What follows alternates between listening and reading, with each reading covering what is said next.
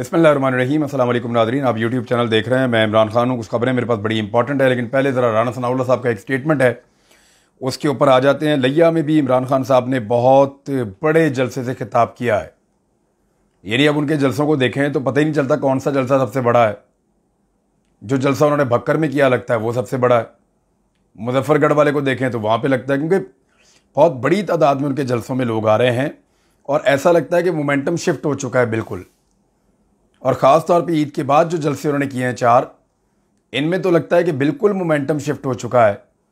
और जो एक जनूबी पंजाब का तासुर था कि वहाँ पे एस्टेब्लिशमेंट के खड़े हुए बंदे इलेक्शन जीत जाते हैं, या वहाँ पे घोड़े इलेक्शन जीत जाते हैं, या वहाँ पे PMLN जो है वो एक जमात की हैसियत से कुछ असर रखती है, वो सारा तासुर ख़त्म हो गया है।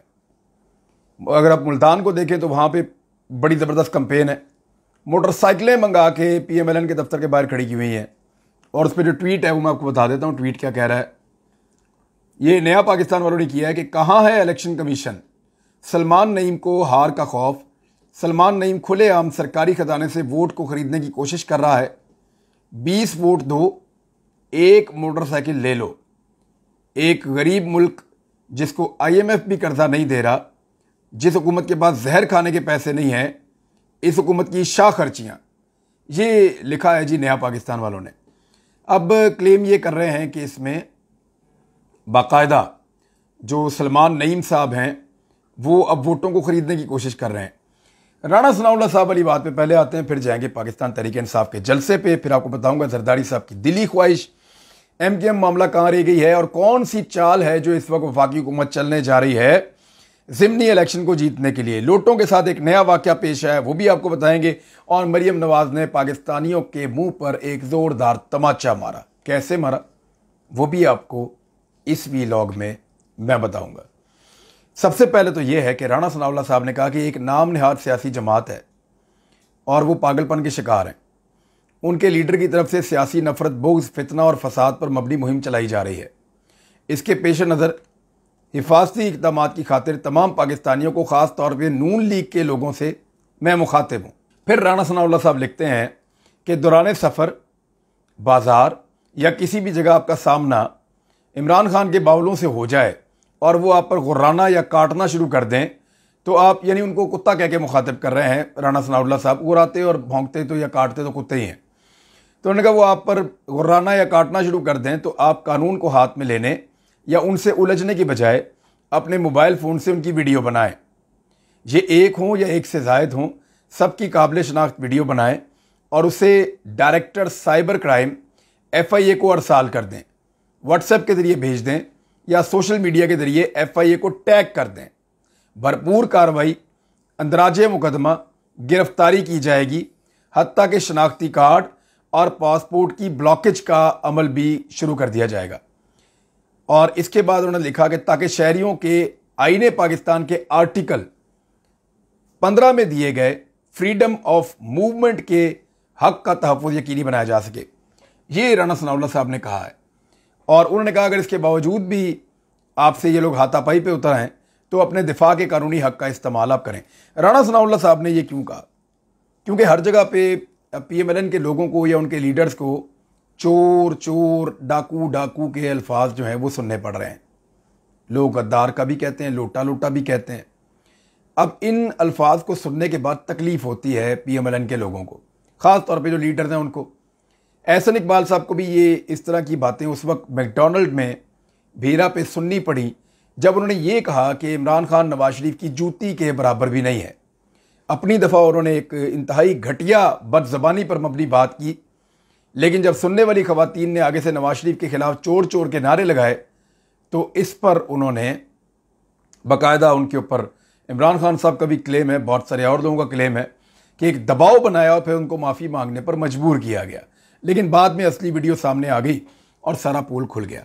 अब राणा साहब जिस आर्टिकल की बात कर रहे हैं, राणा सनाउल्लाह वज़ीर दाखिला, फ्रीडम ऑफ मूवमेंट, ये होती क्या है मैं इसके बारे में आपको बताता हूँ। लेकिन इससे पहले पूरी दुनिया में कहीं भी जितनी महज़्ज़ब दुनिया है, मुंह से बोलने पर कोई एतराज़ नहीं है। आप कुछ भी कहें, आपको लगता है वो आदमी चोर है, उसके ऊपर कोई एलिगेशन है, आप वो एलिगेशन दोहराएं, आप उसको जो कहना चाहते हैं आप कहें, लेकिन आप फिजिकल असॉल्ट नहीं कर सकते, आप उसके साथ लड़ाई नहीं कर सकते, उसका रास्ता ज़बरदस्ती आप रोक नहीं सकते, आप सिर्फ उसके साथ बात कर सकते हैं। नवाज शरीफ साहब के रास्ते में आए दिन लोग आते हैं और वो उनको चोर और डाकू और मुल्क का गद्दार कहकर बुलाते हैं। इसी तरह नवाज शरीफ साहब के बेटों के साथ भी यही होता है और उनके मुख्तलिफ रिश्तेदारों के साथ ऐसा बहुत कुछ बार बार होने की वीडियोज़ मौजूद हैं। यूरोप में जो लीडर्स जाते हैं उनके साथ अक्सर इस तरह के वाक़यात पेश आ जाते हैं।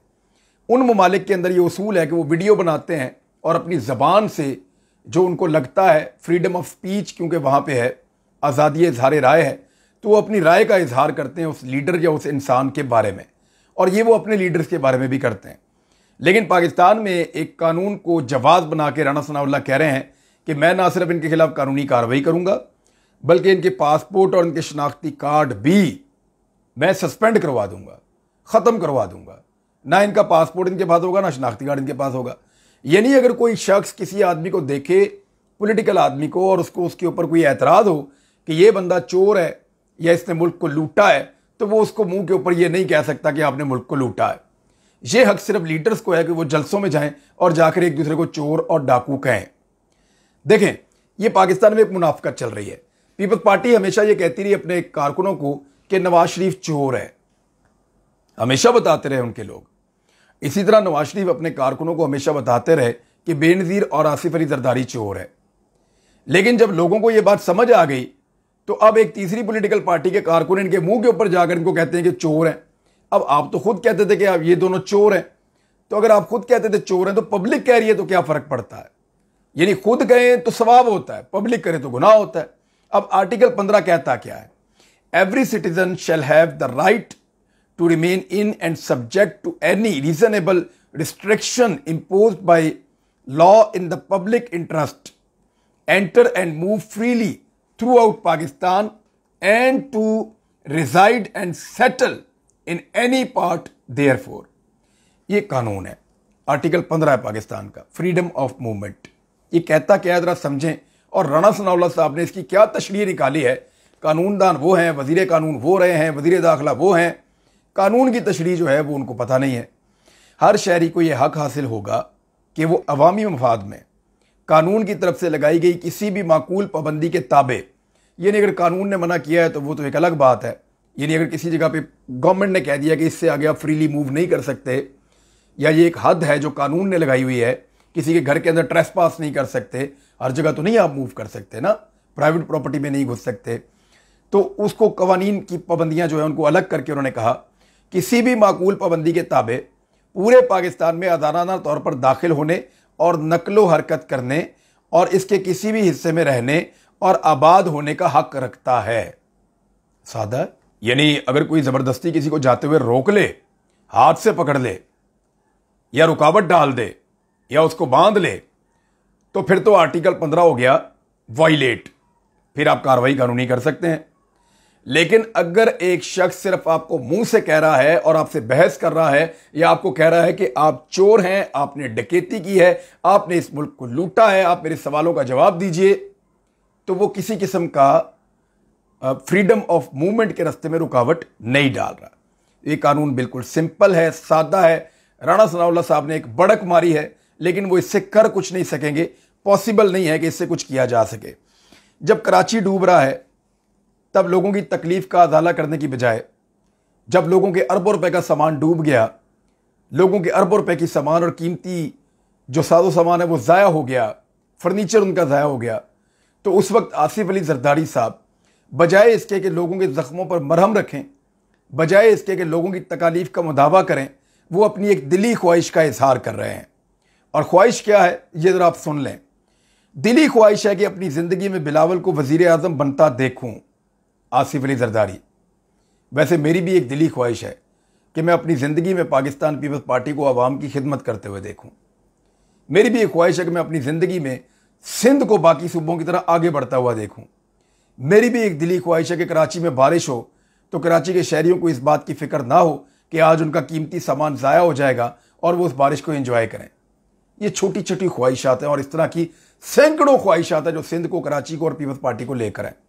लेकिन जरदारी साहब की दिली ख्वाहिश ये है कि उनका बेटा किसी भी तरह वजीर आजम पाकिस्तान बन जाए उनकी ज़िंदगी में। पेट्रोल की कीमत के ऊपर एक ब्लफ खेलने जा रही है ये हुकूमत। मेरी इंफॉर्मेशन के मुताबिक इस वक्त जो पेट्रोल की कीमत है आलमी मंडी में एकदम कम हुई है, कुछ 8% के लगभग दोबारा कम हुई है और पेट्रोल पहुंच गया है। और ये एक जंप है जो एकदम नीचे आया, $100 से भी नीचे चला गया है दुनिया में आलमी सतह के ऊपर। $100 से नीचे चले जाने का मतलब है कि काफ़ी कंट्रोल में आ गई सिचुएशन। इमरान खान साहब के दौर में $125 तक गया था और जब वो $125 में था तो इमरान खान साहब तब भी $150 लीटर से कम में बेच रहे थे। आज $25 से ज्यादा पेट्रोल की कीमत कम हो गई है, लगभग 25% से ज्यादा पेट्रोल की कीमत कम हो गई है उस दौर की निस्बत। तो पीएमएलएन ने कोई कमी नहीं की। जो पीडीएम की हुकूमत है, ये चूंचू का मुरब्बा इंपोर्टेड सरकार का, इन्होंने अभी तक पेट्रोल की कीमत में कोई कमी नहीं की, बल्कि ₹100 लीटर पेट्रोल और ₹130 लीटर डीजल की कीमत में इजाफा कर दिया। और अब ये करने के हवाले हैं 17 जुलाई के लिए। मरियम नवाज साहिबा हर जलसे में जाके अनाउंस कर रही हैं। होगा ये कि 14 जुलाई की रात को या 15 जुलाई की रात को ये अचानक अनाउंस करेंगे कि हम पेट्रोल की कीमत और डीजल की कीमत कम कर रहे हैं। 20 से 30 रुपए पेट्रोल और 30 से 35 रुपए जो है वो डीजल की कीमत में ये कम कर देंगे। लेकिन ये कमी जो है वो चंद दिनों के लिए होगी, हो सकता है 5 दिन के लिए या हो सकता है 15 दिन के लिए। इतने दिनों के लिए ये कमी की जाएगी और उसके बाद दोबारा पेट्रोलियम लेवी और टैक्सेस के नाम के ऊपर ज्यादा इजाफा कर दिया जाएगा, यानी 40 रुपए तक पेट्रोल की कीमत में और डीजल की कीमत में को 50 रुपए तक का इजाफा दोबारा कर दिया जाएगा।